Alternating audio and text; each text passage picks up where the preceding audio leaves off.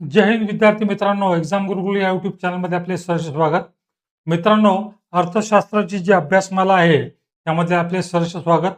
मित्रांनो, पंचवार्षिक योजना हा प्रत्येक स्पर्धा परीक्षेमधला अतिशय महत्त्वपूर्ण घटक आहे आणि याची पूर्ण मालिका आपण घेऊन येणार आहोत. सर्वप्रथम आपण घेणार आहोत पहिली पंचवार्षिक योजना. या पंचवार्षिक योजनेमध्ये कोणकोणत्या महत्त्वाच्या घडामोडी झाल्या, कोणकोणते महत्त्वाचे कार्यक्रम हाती घेण्यात आले, कोणकोणत्या योजना कार्यान्वित करण्यात आल्या, याचा संपूर्ण लेखाजोखा आपण या व्हिडिओ लेक्चरमध्ये मांडणार आहोत. तर सर्वप्रथम दोस्तोंनो, आपल्याला लक्षात ठेवायचं आहे की पहिल्या पंचवार्षिक योजनेचा जो कालावधी होता तो होता 1951 ते 1956. आणि कोणतीही पंचवार्षिक योजना ही जी सुरू होती ती कधी सुरू होती दोस्तांनो? 1 एप्रिलला. आणि समाप्त केव्हा होती? ती होती 31 मार्चला समाप्त.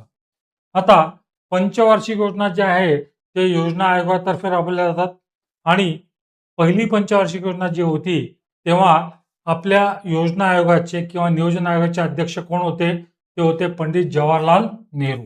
जे कोणी भारताचे पंतप्रधान असतात तेच नियोजन आयोगाचे अध्यक्ष असतात.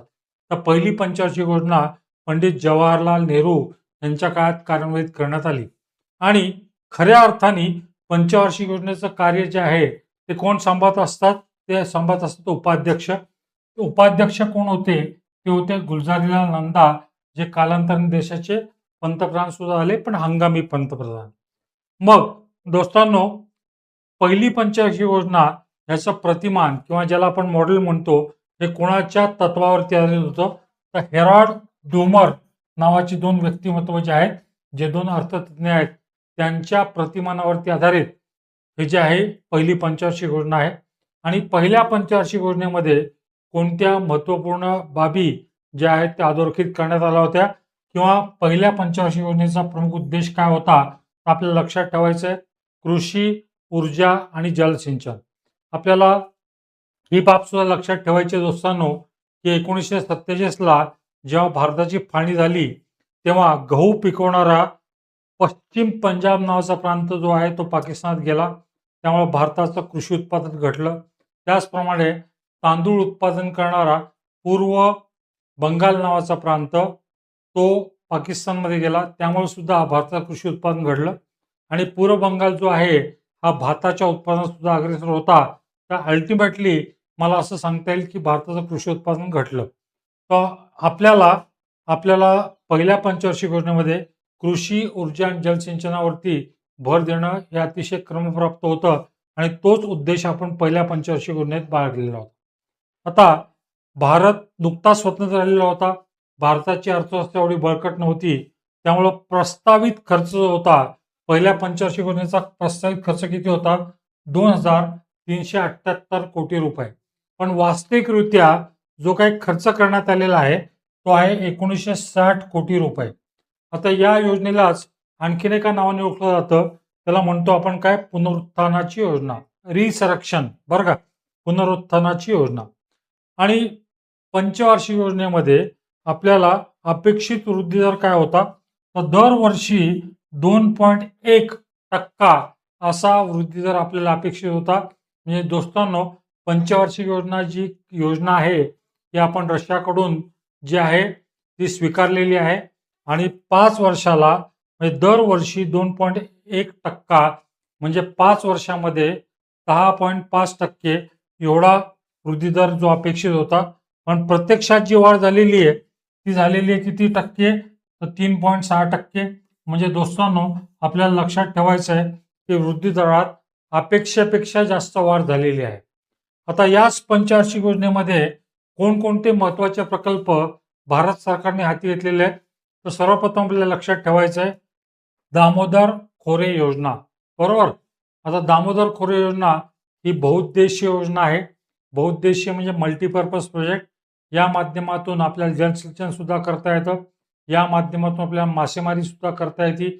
या माध्यमातून आपल्याला विद्युत निर्मिती सुद्धा करता येते. तर दामोदर खोरे योजना जी आहे ही कोणत्या 2 राज्यात कार्यान्वित आहे? तर झारखंड आणि पश्चिम बंगाल. पूर्वीच्या पश्चिम बंगालमध्ये होती, पण सद्यस्थितीमध्ये झारखंड आणि पश्चिम बंगाल या 2 राज्यांमध्ये कार्यान्वित आहे. नंतर दोस्तांनो, आपल्याला भाकरा नानगल ही पण योजना पाहिजे आहे. याच पंचवार्षिक योजनेदरम्यान कार्यान्वित झालेली आहे. भाकरा आणि नानगल.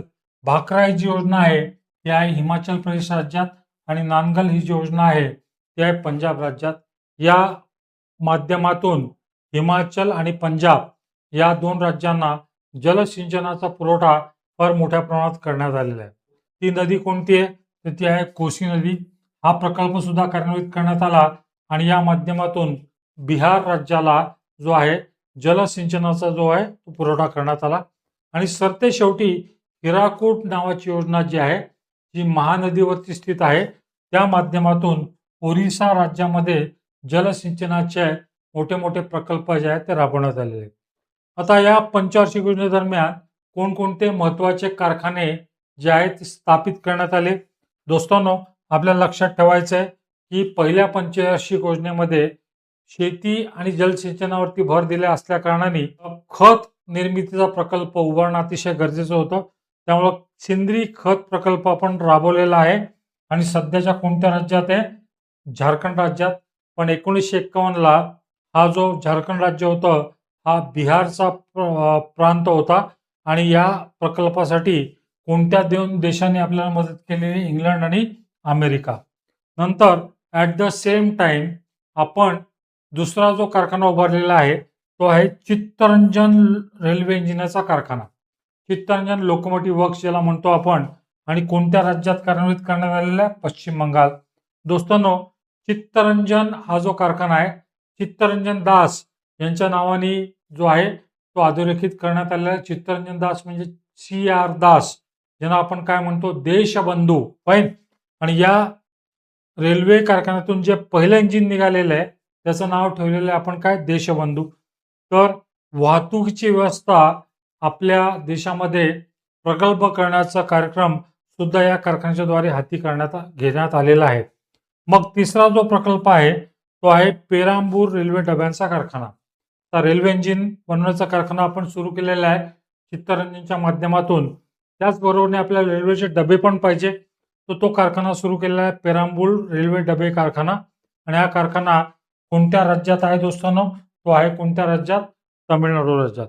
At the same time HMT म्हणजे काय? Hindustan machine tools. आपल्याला कदाचित कल्पना नसेल, आपण नव्या युगात जन्मालेले आहात, पण माझं जे काही युग होतं त्याच्यामध्ये HMTची घड्याळ घालणं म्हणजे अतिशय भूषणास्पद गोष्ट होती. आणि हिंदुस्तान मशीन टूल्स हा जो कारखाना आहे हा घड्याळ बनवायचा, हा ट्रॅक्टर्स बनवायचा आणि हा कारखाना बंगळुरू, सध्याच्या बंगळुरूमध्ये, राज्य कोणतं आहे? कर्नाटक येथे. आणि ॲट द सेम टाइम पाचवा जो कारखाना आहे तो आहे हिंदुस्तान अँटीबायोटिक्स कारखाना. बरोबर, हिंदुस्तान अँटीबायोटिक्स लिमिटेड असं आपण याला संबोधतो. आणि हा कारखाना जो आहे तो कुठं कार्यान्वित करण्यात आलेला आहे तर पिंपरीला, सध्याच्या कोणत्या जिल्ह्यात आहे तर पुणे जिल्ह्यात. तर दोस्तांनो, पहिल्या पंचवार्षिक योजनेमध्ये भारत सरकारने अतिशय भरीव कामगिरी केलेली आहे. आणि याच पंचवार्षिक योजनेदरम्यान काही कार्यक्रम सुद्धा भारत सरकारने हाती घेतलेले होते. सर्वात पहिला जो कार्यक्रम आहे तो आहे समुदाय विकास योजना. बरोबर, ज्याला आपण म्हणतो काय? CDP, community development programme. समुदायाचा विकास म्हणजेच देशाचा विकास. आणि हा कार्यक्रम हाती घेण्यात आलेला आहे 1952ला. मग दुसरा जो कार्यक्रम जो आहे तो आहे कुटुंब नियोजन कार्यक्रम, फॅमिली प्लॅनिंग प्रोग्राम. 1952ला हा घेण्यात आलेला आहे. आणि कुटुंब नियोजन कार्यक्रम हा कार्यक्रम राबवणारा आशिया खंडातील पहिला देश कोणता? तर 100% याचं उत्तर मला लक्षात ठेवायचं आहे. कोणता देश? भारत. नंतर महात्मा गांधींच्या तत्वाला अनुसरून महात्मा गांधींनी खादीचा जो वापर आहे हा जो आहे तो अनिवार्य मानलेला होता. त्यामुळं KVIC, खादी व ग्रामोद्योग आयोगाची स्थापना जी करण्यात आली 1951ला, म्हणजेच पहिल्या पंचवार्षिक योजनेदरम्यान. आणि विद्यापीठ अनुदान आयोग ज्याला म्हणतो आपण काय? UGC, युनिव्हर्सिटी ग्रँट्स कमिशन, याची पण स्थापना याच पंचवार्षिक योजनेत करण्यात आलेली आहे. वर्ष आहे कोणतं? 1953. आता हे झाले महत्वपूर्ण योजना, महत्वपूर्ण कार्यक्रम, महत्वपूर्ण प्रकल्प. आता या पंचवार्षिक योजनेचं जर मला मूल्यमापन करायचं असेल तर मी मूल्यमापन कसं करणार? तर पहिल्या पंचवार्षिक योजनेत राष्ट्रीय उत्पन्नात 18% वाढ झालेली आहे आणि दरडोई उत्पन्नात पर कॅपिटा इन्कम ज्याला म्हणतो आपण, त्याला 11% वाढ झालेली आपल्याला पाहायला मिळते. तर थोडक्यात शेवटचा निष्कर्ष जर मला काढायचा असेल, योजना यशस्वी झाली का अयशस्वी झाली, तर 100% मला मानून चालावं लागेल की योजना जी आहे ती काय झालेली आहे, तर ती यशस्वी झालेली आहे. It was a full planned programme which was a success. तर दोस्तांनो, आपल्याला छोटंसं लेक्चर जर आवडलं असेल तर निश्चितपणे लाईक करा, शेअर करा आणि सबस्क्राईब सुद्धा करा. धन्यवाद दोस्तांनो.